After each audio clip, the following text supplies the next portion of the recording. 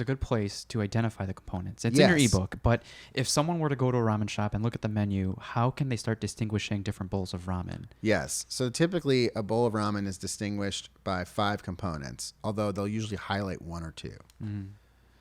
Obviously you have a ramen noodle. You need a ramen noodle and a ramen dish. But which is different from other noodles. Correct. In that it has an alkalining agent in it. It's a wheat-based noodle with an alkalining agent in it. It's very similar to a Chinese alkaline noodle.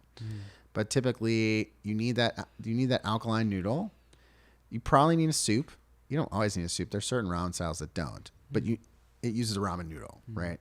Then you have a soup. And a lot of restaurants will delineate based on the soup type, right? Like, oh, this is a tonkotsu, that's a pork bone soup.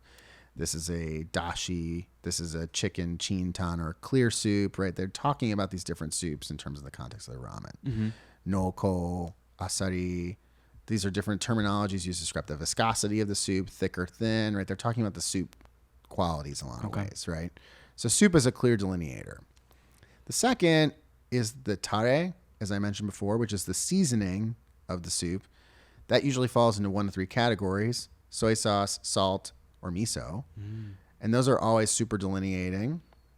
And so you'll see like, this is a shoyu ramen, that's a soy sauce ramen, or this is a shio ramen, that's a salt ramen. And it's talking about what's the seasoning. That's typically the most common on the menu. Like if you're on a menu, they're going to say like, do you want a shoyu? Do you want a miso? Like that's very common.